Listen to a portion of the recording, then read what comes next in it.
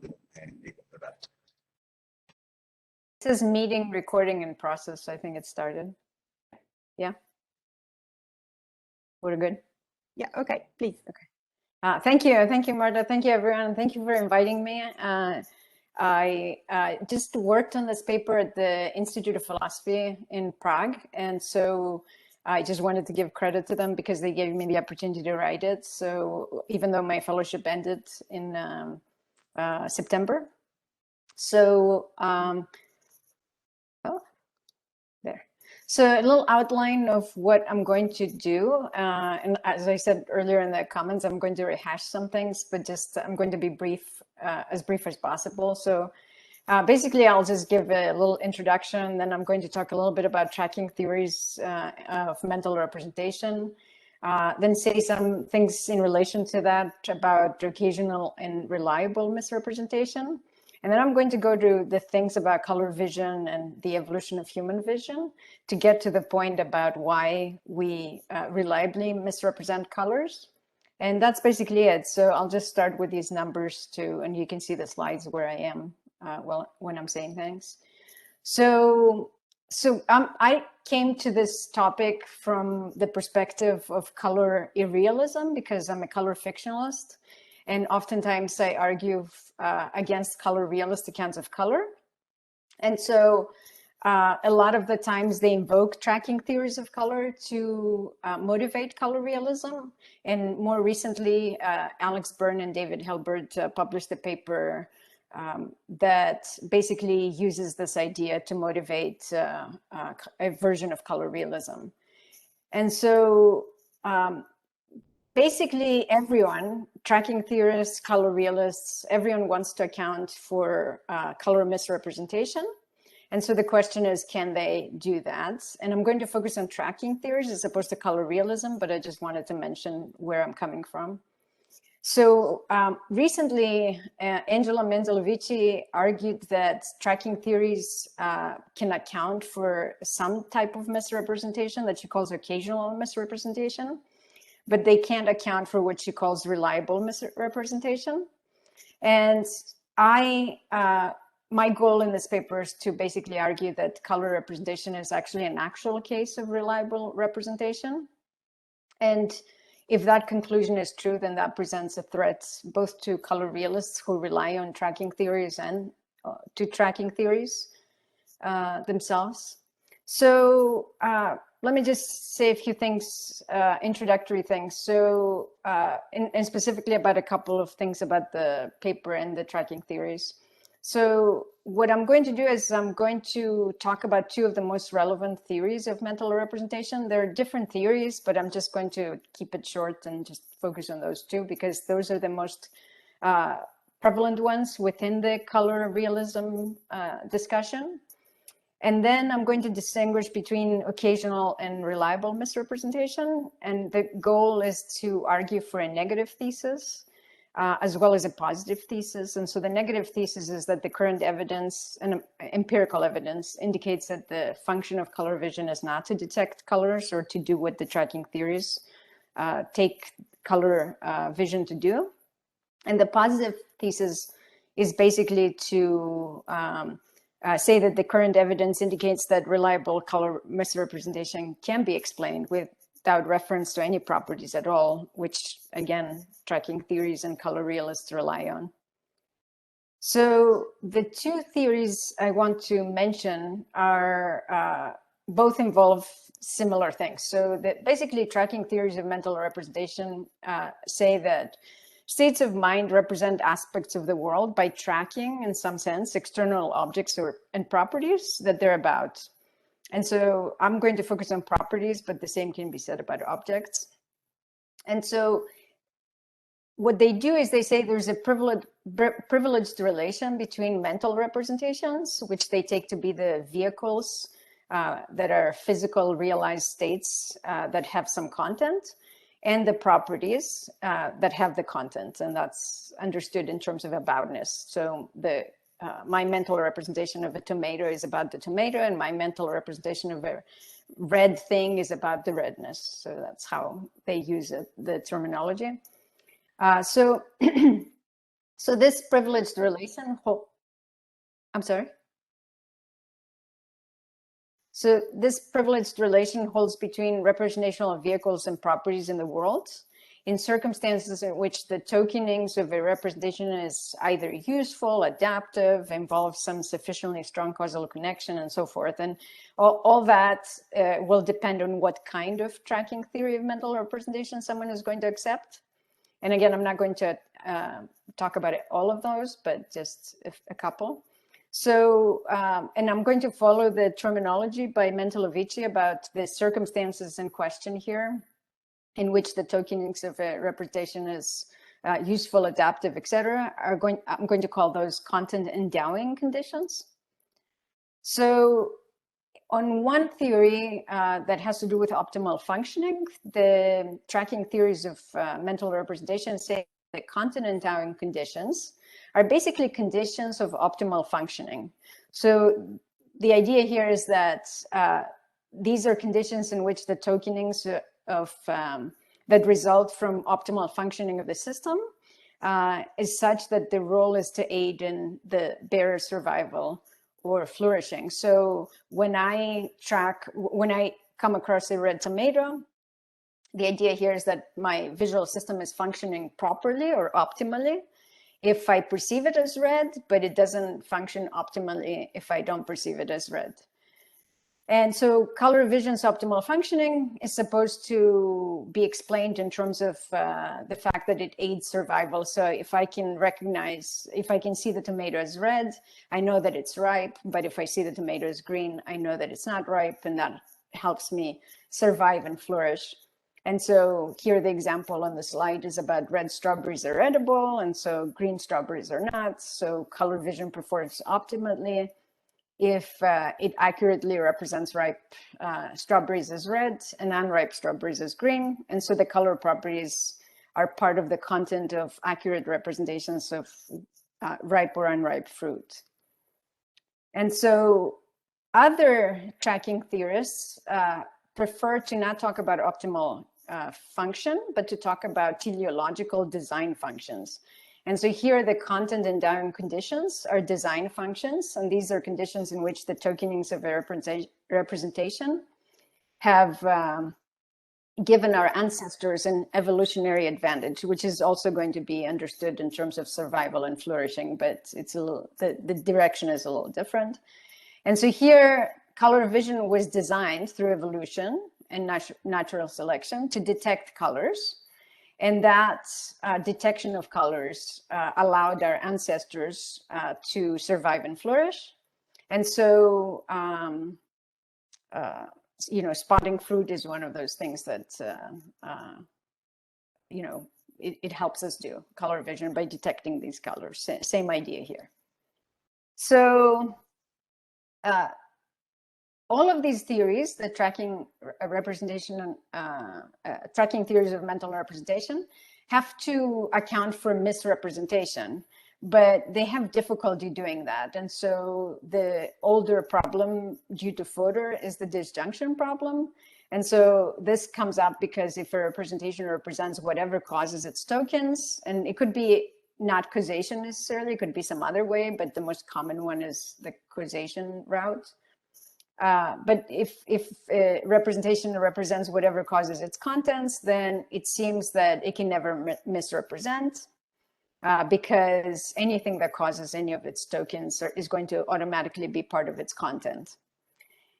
Reliable misrepresentation is a different problem, and this is something that has been argued by Angela Mentelovici, and it seems to me that she's right, so I'm in agreement with her that there exists this problem of reliable misrepresentation. But some people may think that's not a real problem, at least not in the actual world. So I'll come back to that in a second. So the idea here is that if there are no colors, then the colors of objects are systematically but reliably misrepresented. So just to give you a little idea of what I'm thinking about, I'm not thinking about the disjunction problem here. I'm going to focus entirely on the other problem of reliable misrepresentation, but just to draw the distinction, the disjunction problem arises because if representations represent whatever causes them in condition C, and in those conditions, a red thing causes a blue representation, then the theory wrongly counts this case as a veridical representation of red or blue. So disjunctive contents come up. And so, sorry, I meant to go. So to solve this problem, what Fodor and others have suggested is that we can talk about occasional misrepresentation. And so occasional misrepresentation occurs when certain content endowing conditions associated with a non-optimal condition or design deviation conditions do not occur. So in those cases, you see the strawberry is blue, but that's an occasional misrepresentation in the case where your visual system, either due to the circumstances or some other malfunction, like you're colorblind, for example, or you know, there's some other issue, you don't get to see it as red, but you see it as blue, or maybe your visual system wasn't designed well enough to represent the tomato as red, and so you represent it as blue. So the reliable misrepresentation problem, which I'm interested in, is something like this. So this is how Angela Mendelovici describes it. She says, objects appear to be color, but upon closer examination, it could turn out that they do not have the properties our color experience represents them as having. If this is the case, then our color experiences are mistaken. They misrepresent. Further, they misrepresent in the same way all the time. The idea is that I misrepresent the strawberry as red, but I'm continuing all the time to misrepresent the strawberry as red. And so she says, if our color experiences misrepresent an object as red on one occasion, they're likely to misrepresent it as red on other occasions. They reliably misrepresent. Whether or not this is the right view of color, it seems there could turn out to be such cases of reliable misrepresentation. And so I'm borrowing this idea of reliable misrepresentation from Angela, and I think she's right about this, as I said. But she's not actually making a case about color color representations involve reliable misrepresentation. And so that's one of the things I want to argue, that in fact, this is a real case. And so, you know, one way to look at it is, you know, this famous dress had become blue and black dress had become really famous because some people perceived it as blue and black and others perceived it as gold and white. And they didn't actually perceive the dress, they perceived an image, a picture that was taken of the dress, which helped to trick the visual system into understanding the lighting conditions differently because the lighting was ambiguous on the image. And so people were really surprised when they heard other people saying the dress is blue, black, and black, and other people saying the same dress is gold and white. And so how is this possible, you know? And so the Twitters were on fire, and, you know, celebrities took part. You know, I don't know if you followed this, but it was funny to me to see how surprised people were that, you know, these kinds of misrepresentations occur. And so Mendelovici makes this distinction to get to the reliable misrepresentation. She makes this distinction that statisticians make about valid tests and reliable tests. And so she says a valid test in statistics detects what is intended to detect fairly accurately, but a reliable test yields more or less the same results consistently, but it's not accurate. These results are not accurate. So not all reliable tests are valid. And then she takes this distinction and brings it into the veridicality and reliability, or lack thereof, with representation. And so she says that a veridical representation represents the same thing it tracks. So it represents a property of being blue and tracks the property of being blue. Whereas a reliable misrepresentation represents one thing but tracks another. So it represents the property of being blue but tracks the property, doesn't track the property of being blue. And she seems to think that it tracks some other property, and a lot of people think that it tracks another property. I'm going to argue that it actually doesn't track any properties. But again, all of this is controversial, so I'll get to that. So she says reliable misrepresentation describes attributive states, that is, states that attribute a property to an object. And that's fine with what I want to do. So I do want to say that we mistakenly attribute properties to an object. We say that strawberries are red, and so we attribute a property that the strawberry doesn't have. So Mentolovici argues that the reason that the reliable misrepresentation, as opposed to the disjunctive problem, for example, present a more serious problem for tracking theories is because she says, quote, peg veridicality to their favorite notion of non-semantic success, which is understood, as I said, in the sense of content endowment conditions. And these conditions are distinct from veridicality because they have to do with the functioning of the system, whether it's optimal or not, or it's designed a certain way or not designed a certain way. And so the optimal functioning theories, tracking theories, don't allow for misrepresentation in conditions in which the representation's token is determined by optimal conditions, because these conditions enhance survival or flourishing. The problem is that if certain tasks require reliability and not veridicality, it's likely that reliable misrepresentation helps organisms survive or flourish. Because it enables them to, among other things, re-identify an object through time, discriminate an object from another, and so on. But if task reliability is sufficient for all those things for survival and flourishing, then reliable misrepresentation can enhance those without having to rely on optimal functioning. And so the reliable misrepresentation is something that these optimal functioning tracking theories can't rely or can't allow for. They can allow for occasional, but not reliable. So the same for teleological tracking theories. They don't allow for misrepresentation in conditions which the representation's tokening is determined by design conditions, because these conditions, again, provide an evolutionary and maybe both an evolutionary and developmental, but at least evolutionary advantage. And so, so these sorts of theories can account for severely limited cases, very few cases of unstable misrepresentation, in which there are changes in the environment, but they can allow for other things.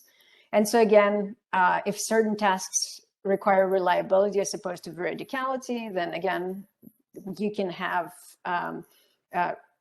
cases where task reliability is sufficient for a evolutionary advantage, but you don't need the function part of the theory, that the design has to be a certain way. So as I said, I agree with Angela that tracking theories of mental representations don't have the resources to solve the reliable misrepresentation problem. However, the argument that the way Angela motivates this is, and again, she has different goals, so I'm not criticizing here, I'm just mentioning it. She basically focuses on the idea that reliable misrepresentation of color is possible. And if it's possible, it threatens these theories. But the mere possibility of these cases of reliable misrepresentation wouldn't necessarily threaten these tracking theories of mental representation, nor would they be worrisome for color theorists who wouldn't be willing to abandon color realism on some, on the basis of some mere possibility. In fact, the argument is empirical here among color realists. And this is because they can say, look, it's metaphysically possible that our color representations reliably misrepresent, but given what we know about color vision and the way it functions in the actual world, only occasional misrepresentation occurs, but never reliable misrepresentation. And in fact, that is the argument that David Hilbert and Alex Byrne are making, and a lot of other color realists like Shizmita Chirimuta, who's also relying on some of the tracking theories, not entirely. So what I'm going to argue from here on is that the current evidence, empirical evidence, indicates that they're actually, when it comes to color, and in fact, that extends to a lot of other properties, but here I'll focus on color. Reliable misrepresentation is not a mere possibility, but it's an actuality. And so so what we know, a lot of color realists like Chirimuta that I mentioned abandon this idea that the function of the visual system is to detect color properties, but they do utilize it in some ways to make other claims and maintain some version of color realism, however relativist it may be.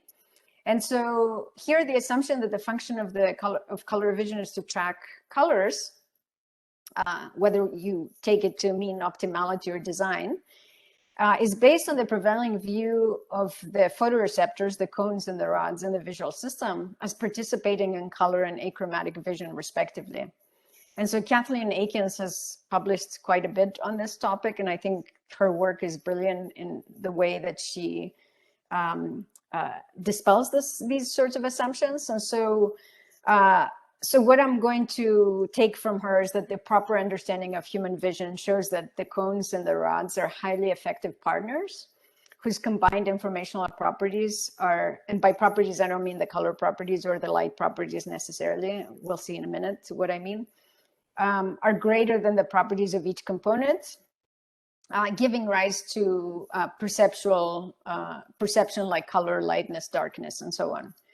And so in a paper that she published in 2015, it's called Black and White and Color, she explains how intuitive this assumption about color vision is for color and achromatic vision is for black and white. And she says, it is very difficult to imagine the workings of the visual brain along any other lines except the division between the black and white and the color of public images. When one first learns that the ganglion cells in the retina are of two types, chromatic or luminant cells, it is natural to think that there are two black and white, and here too, black and white and color is the essence of the divide. Luminant cells encode light intensity, and chromatic cells encode the other dimension of color, wavelength or hue. If not that, what would the nature of the division be? And so she argues that it's likely that scientists borrowed that terminology of black and white and color vision from photographers and illustrators and used it to refer to one aspect of our visual experience when we inspect black and white or color images or when we find our way around the night. So she's saying basically this assumption is not only embedded in the philosophical discussions, but also in the scientific discussions. In fact, any textbook on color vision you come across will make this division and will take color vision to relate to certain cells or photoreceptors, namely the cones, and it will ignore the rods altogether until something comes up and they have to bring it up. For example, when they talk about night vision or something like that. So just to give you an example of how problematic this assumption is, and that's not from Kathleen Akins, this is something that we discovered recently. We came across these mantis shrimp, and these shrimps seem to have lots of photoreceptors. In fact, in addition to all the other photoreceptors that we have, they have four different, they have about 15 or 16 photoreceptors, and 4 of them are for ultraviolet light, and their spectral peak sensitivity differs, just like our cone peak sensitivity differs. So we have one sensitivity we identify with red, one with blue, one with green, and so on. And so this peak sensitivity differs. So different wavelengths of lights is the idea, must be interpreted by their visual system as different colors, because that's what our visual system seems to be doing given introspection. And so when the mantis shrimp's vision system was was discovered, the scientists celebrated about, oh my gosh, we found this species that must have remarkable color vision that evolved to detect the colors of all the colorful tropical color reefs. And if you look at the image, there's a lot of colors in the color reefs. And so since color vision is the assumption works in this way, the mantis shrimp's vision is supposed to work in this way. And so they made all these assumptions about the mantis shrimp until they started doing studies about how good are they in performing visual tasks. And they found out that basically the mantis shrimp basically couldn't distinguish between colors almost at all. So they were really poor at making color distinctions. And so later scientists realized that, okay, their photoreceptors must have nothing to do with color vision. It's more likely, because they don't seem to have those kinds of experiences, it's more likely that they evolved to respond to polarized light. And that's different from wavelengths of light that we tend to respond to, or we think we respond to, because the polarized light is basically a fundamental feature of light, such as intensity or wavelength, but it's utilized to guide behavior. And it's reflected by their body parts and is used for intraspecies communication purposes. So that's the current assumption that seems to be the correct one, because the subsequent studies indicate that they can communicate effectively with each other using these sorts of abilities that they have, but they can't perform any color tasks. And so Kathleen Akins, basically along these lines, without mentioning the mantis shrimp, is saying, look, what we do know is that we have a luminance system, and that utilizes the rod photoreceptors. And so in the image here, you can see the rod photoreceptors, and they are in between the other wavelengths. So the rod photoreceptors are wavelength sensitive, just like the cones photoreceptors. And they are typically associated with achromatic vision. Hence the assumption that scientists make that the chromatic system is responsible for color vision, because those have to do with wavelength sensitivity in different, that give rise to different experiences. So in the image here, you see that sometimes people talk about blue cones and green cones and red cones, because some types of cones correspond to certain, they have a certain wavelength sensitivity that has been associated with the experiences of blue, and so on for green and red. And so Kathleen Akins argues that this distinction is actually mistaken. And what I wanted to show with the mantis shrimp is that she's right in doing this, but I'll say more about that. And so she says, rods, just like cones, respond within a specific spectral window. Rods are wavelength sensitive in exactly the same way as cones. And that's what the image here illustrates. The primary difference between rods and cones is the energy required for photon absorption. Rods require far less energy and are thus ideal for low light conditions. However, despite their greater sensitivity, the absolute photon catch of rods is still remarkably lower than that of cones. That is why rod systems are convergent. They must pull the signals of multiple rods, not types, but individuals, tokens, in order to achieve a good signal to noise ratio. If yet another type of rod were added uniformly throughout the retina, just like we have multiple types of cones, if we added another type of rod, and one must have at least two types of photoreceptors to discriminate wavelength, this would have half again the already poor spatial resolution of night vision. In the dark of night, it is thus the low photon catch of the rods that disqualifies rods for participation in color vision. However, there's nothing in the function of rods that intrinsically precludes them from chromatic processing, and the question of whether and what rods might attribute to chromatic vision has been an active one since the 1960s. So what she's saying here is that if you look at color vision textbooks, when they try to describe how the cones work, they take it for granted that the cones themselves, any type of cone, is sensitive to a certain wavelength, and that gives it the ability to have color vision. But then when they bring up the rods, they bring this analogy between, having a faucet that has two nods. And so if you have one faucet that you only turn it in a certain way, you only get cold water, you only get hot water. But if you add another, then you can move the faucet's knobs around, and you can get cool water, warm water, hotter water, and you get a variety of different temperatures of water because you have two things that you can manipulate. But there's only one type of rods, so you can't have the rods, even though they're sensitive to wavelength of light, just like cones are, you only have one of them, and so they only do one thing, but their function is similar to that of cones in the sense of chromatic processing. And so another example that she doesn't mention, but it's relevant here, is the Perkinsia effect. And this effect basically shows that the cones are maximally sensitive to, and again, the sensitivity refers to the photoreceptor types to all of the wavelengths. So the cones are maximally sensitive to a longer wavelength that we call red, and rods are maximally sensitive to a shorter wavelength we call blue. And so if you look at the image there, there's the the red cones and the rods that are closer to the blue.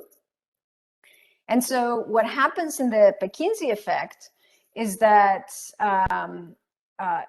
the colors appear different when you dim the light. And so if you start dimming the light of the same image, you see the surprising effect that the colors of the object change. So this is not a great representation on the image that I have here on the slide, but it just gives you an idea. But you can replicate it by taking two objects that look red and blue under a bright light. And then if you start to slowly dim it, they're going to actually start looking, the blue is going to look more red and the red is going to look more black. And so that happens because the rods are actually performing these functions. It's just that you only have one rod, so you can't do it as efficiently as the cones. But so the question is, so how does human vision, the mantis, shrimps vision is different because they're shrimps and we're humans. So how does human vision work? So the photon absorption of any photoreceptor, that's any cones and rods, is a function of both wavelength and intensity. So a single type of photoreceptor, as I said with the example of the faucet here, conflates the wavelength and the intensity of the light stimulus. And so they can't compare two different signals. So they're making it what we may call color blind, in the sense that they don't produce the right kinds of experiences. But they also make it intensity blind. And usually in the typical assumption is that the rods encode intensity and the cones encode color. But that's not the case here. The rods are not encoding either of those things. And so how does human vision deal with this problem that it can't encode, they can't separate wavelengths from intensity or different wavelengths. And so Kathleen Akins argues that it uses two principles, and those principles are spectral filtering and luminance contrast. And to explain this, she talks about the Kandinsky RGB exhibit. I don't know if you've seen it or heard of it. I wasn't able to see it. It didn't come to the US and I was not in Europe when it happened. So actually it did come to the US. It came to a different city, sorry.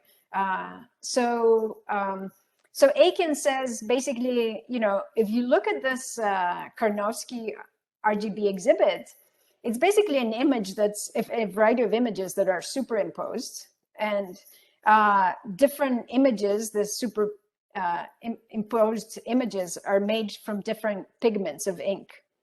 And then what happens is that under natural illumination, you see this, you see all of them to some extent. Some of them appear brighter or more colorful than others, like the yellows.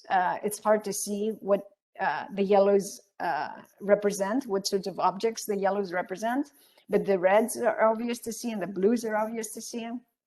And so what happens is, what you do is you take a monochromatic filter, like a red, a green, or a blue, and then you use it to reveal only one layer. And so when the lighting is a red light, the blue figures in the image become visible, and the magenta and the yellow figures become invisible. So you see only one, and this is on the image here.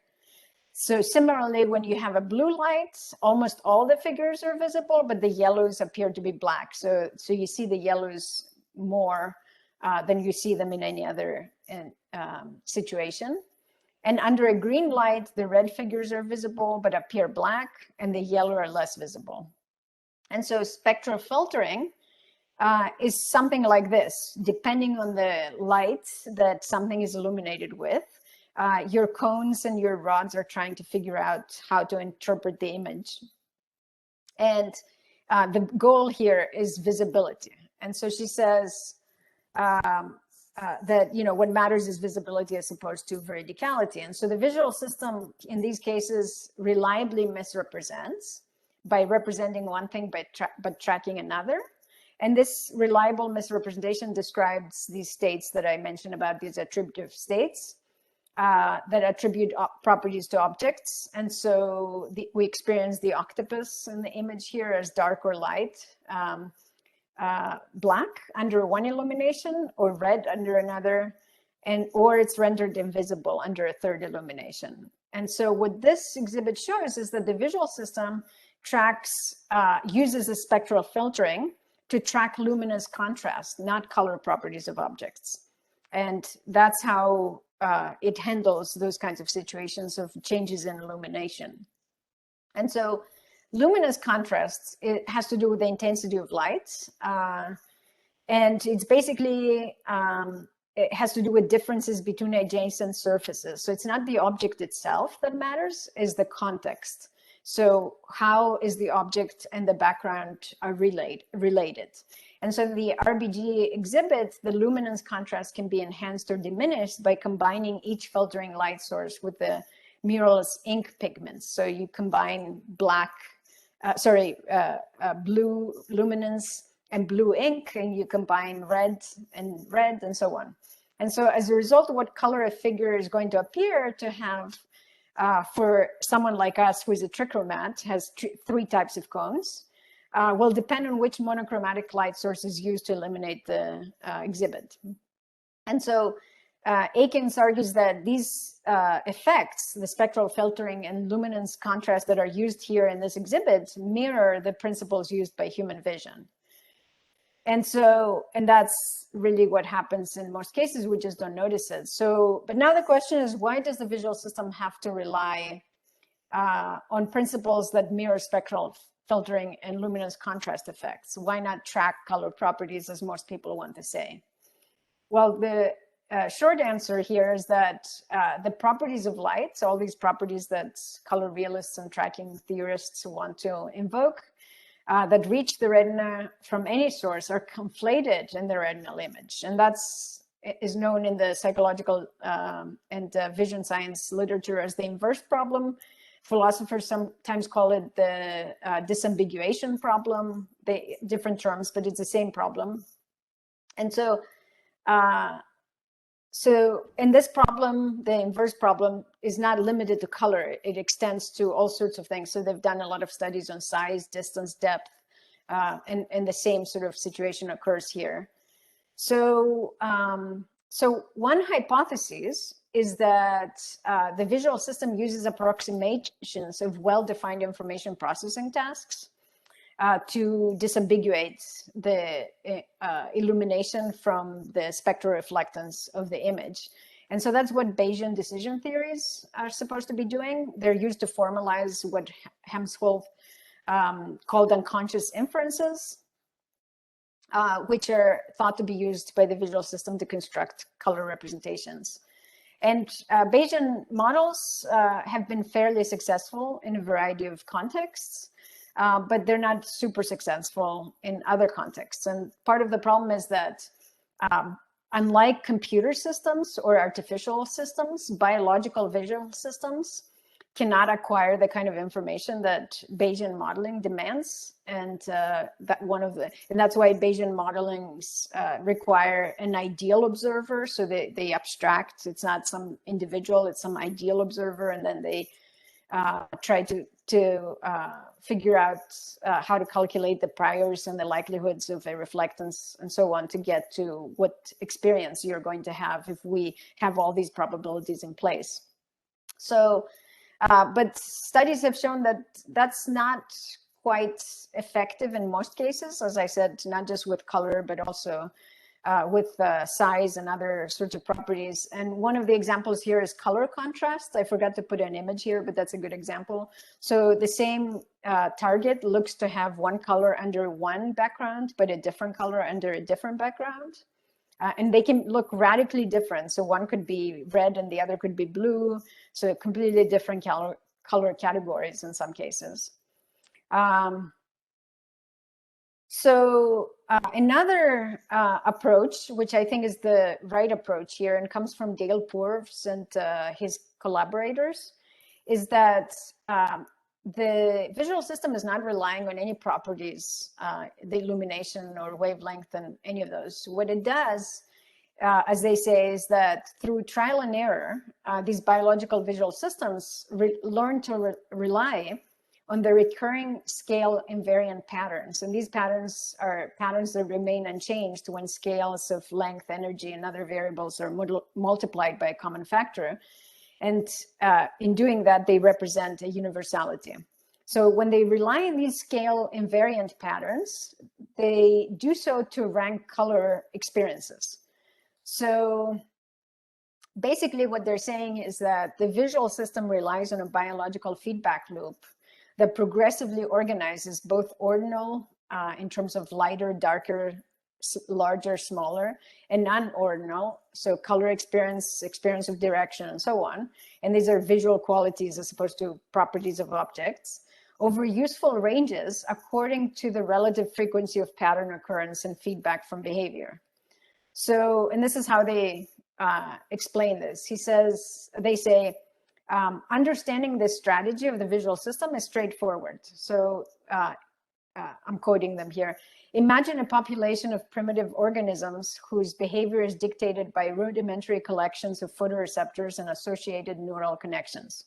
As stipulated by neo-Darwinian theory, the organization of both the receptors and their connections in the population is subject to small random variations in structure and function that are acted on by natural selection.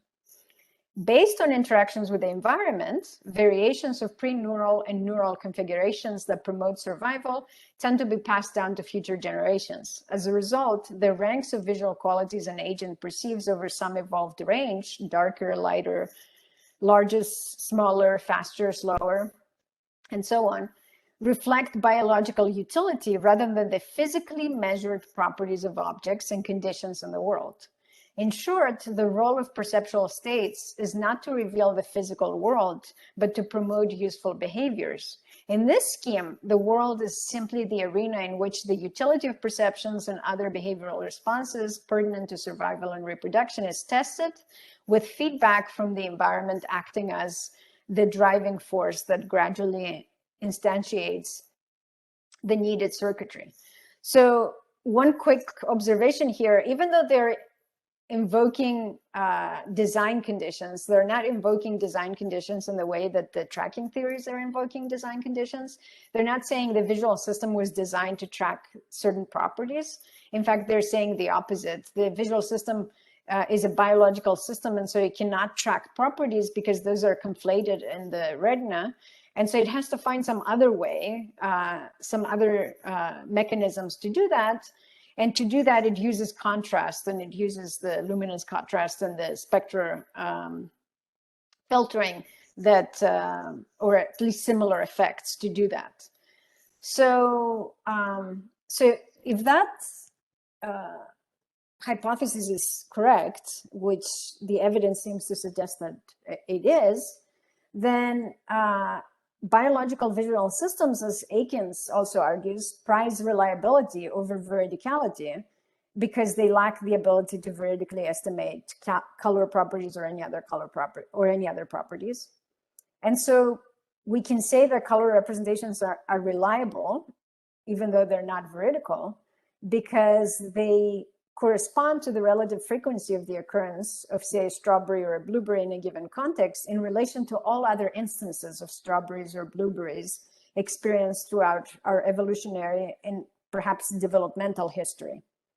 And so they have the same benefits. They promote useful behaviors as veridical representations, but they're just not veridical representations in the sense that they don't track color properties.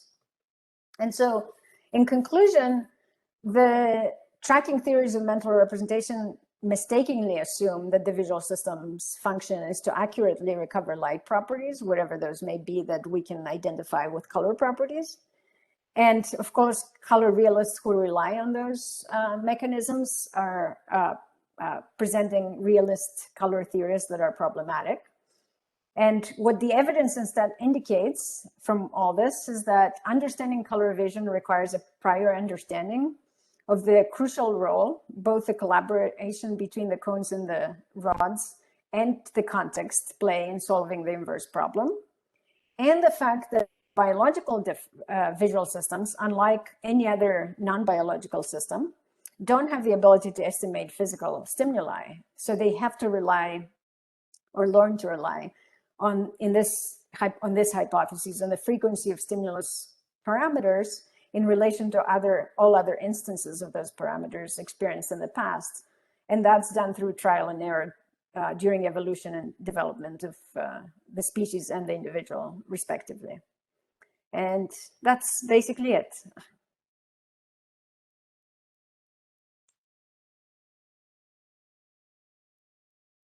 I'll stop sharing. Thank you.